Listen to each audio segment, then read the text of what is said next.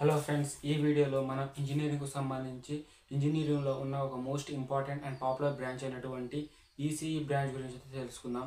So వీడియోని అయితే ఎక్కడ స్కిప్ చేయకండి.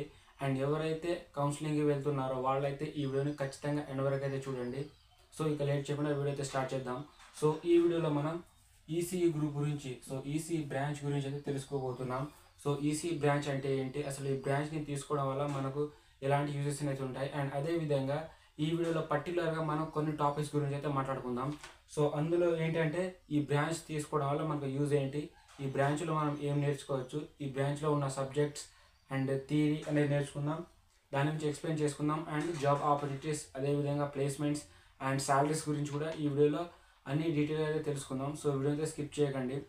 సో ఈసీఈ గ్రూప్ ఫస్ట్ అయితే దీని మీనింగ్ అయితే తెలుసుకుందాం. సో ఈసీఈ అంటే electronic and communication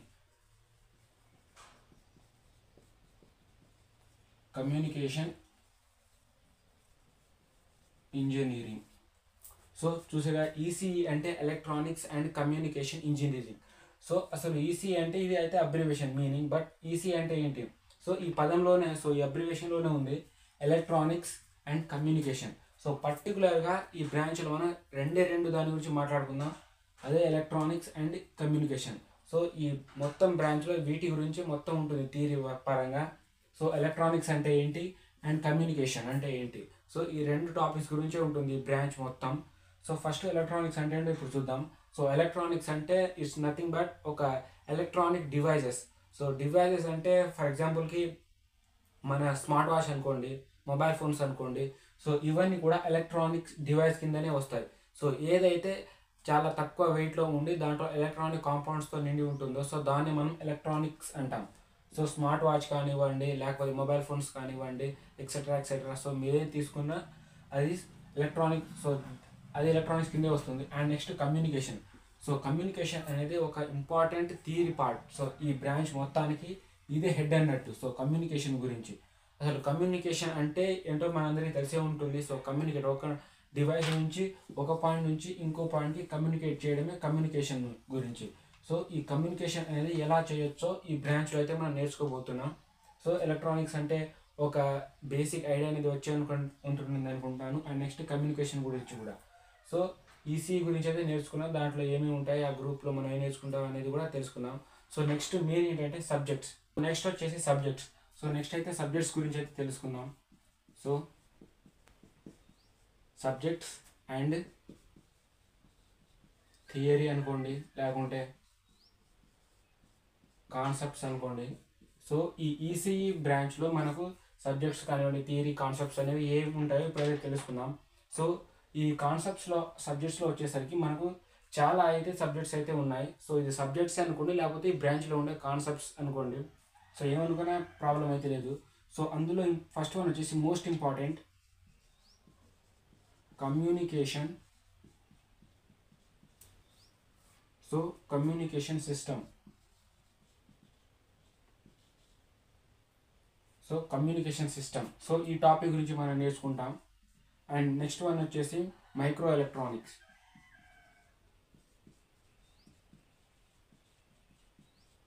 micro electronics గురించి కూడా నేర్చుకుంటాం. అండ్ అదేవిధంగా డిజిటల్ ఎలక్ట్రానిక్స్.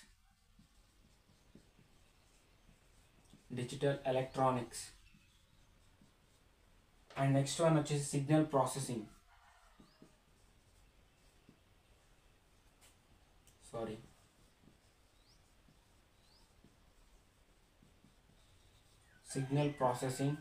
అండ్ అదేవిధంగా robotics and wireless and mobile communication.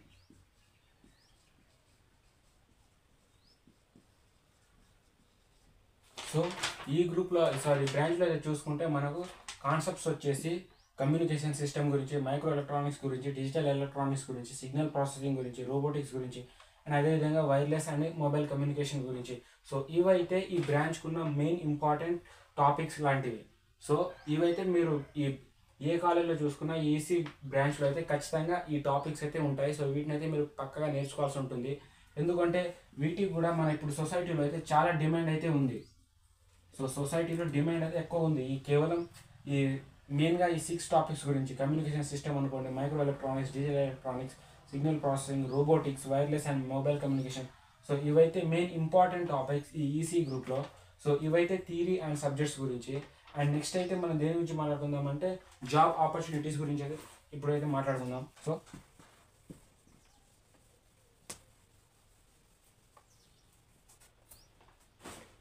So next job opportunities.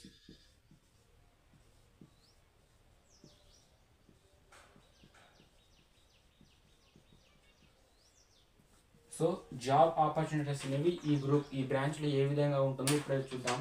So మీరు కనుక ఇంజనీరింగ్లో బీటెక్లో ఈసీ బ్రాంచ్ అయితే తీసుకుంటే మీరు ఏమేమి అవ్వచ్చు అంటే మీ కెరియర్లో, సో టెలికామ్ ఇంజనీర్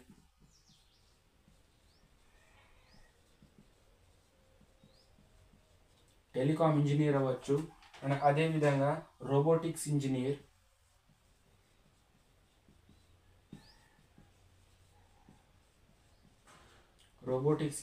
అవ్వచ్చు. And electronics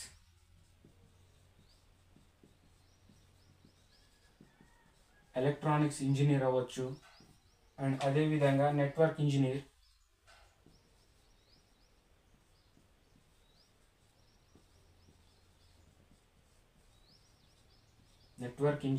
and hardware engineer. So మీరు కనుక ఈ ఈసీ బ్రాంచ్ అయితే తీసుకుంటే మీరు ఇలాంటి జాబ్స్కి అయితే ఈజీగా అప్లై చేసుకోవచ్చు. ఎందుకంటే ఇవి కేవలం ఈ బ్రాంచ్లో ఉన్న స్పెసిఫిక్ జాబ్స్ మాత్రమే. And telecom engineer, robotics engineer, electronics engineer, network engineer, hardware engineer. So ఇవన్నీ కూడా ఇప్పుడు సొసైటీలో మంచి డిమాండ్ ఉన్న జాబ్సే. సో ఇవైతే జాబ్స్ పరంగా. అండ్ మీరు గవర్నమెంట్ జాబ్స్ కూడా అప్లై చేసుకోవచ్చు. లేకపోతే మీరు ప్రైవేట్ జాబ్స్ కూడా ఈ బ్రాంచ్లో జాయిన్ అయితే మీరు జాబ్స్ చేసుకోవచ్చు. సో ప్రైవేట్గా అయినా అండ్ గవర్నమెంట్గా అయినా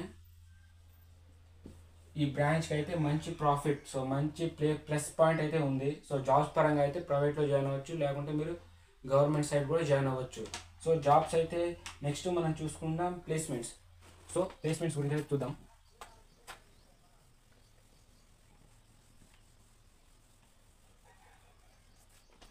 so next placement.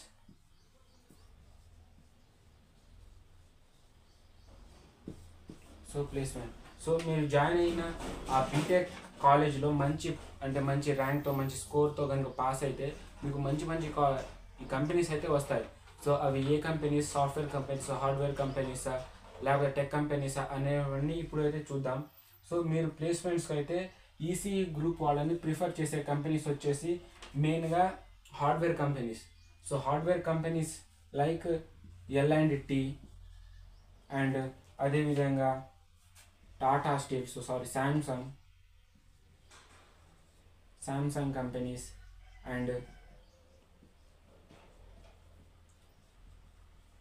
Tata Steel, next TCS, Tata Consultancy Service అని, and next Reliance Industries.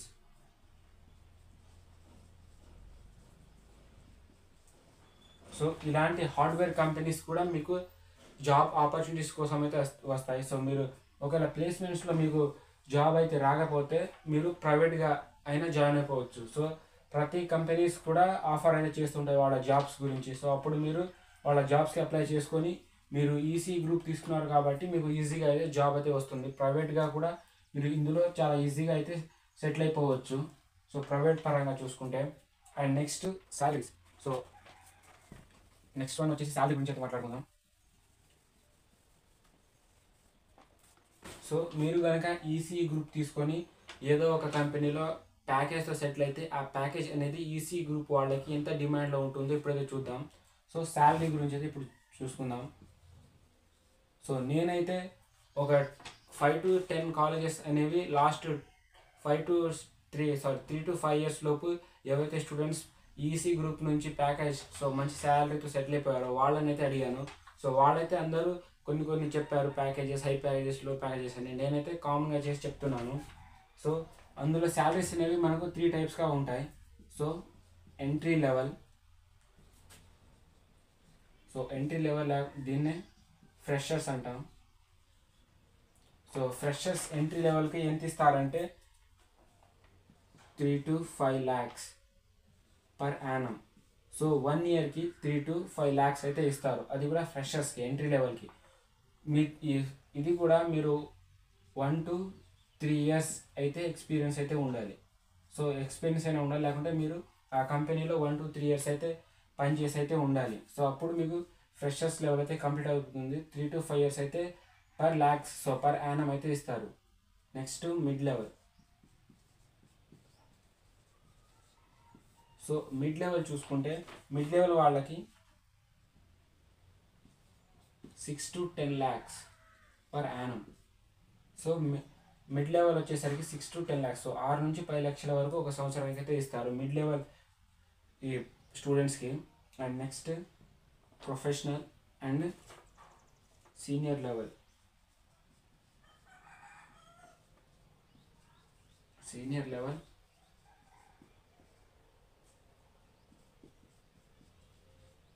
So professional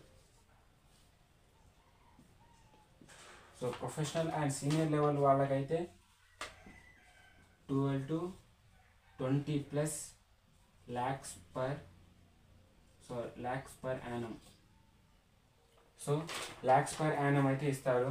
so senior level and professionals వాళ్ళకైతే 12 to 20+ lakhs అయితే ఇస్తారు. సో ఇదైతే శాలరీకి సంబంధించింది. సో ఈ వీడియో అయితే అన్ని కవర్ అయితే చేశాను అనుకుంటున్నాను. సో ఒకవేళ మీకు దీంట్లో ఈ బ్రాంచ్లో దేని డౌట్ ఉంటే కామెంట్లో కామెంట్ చేయండి.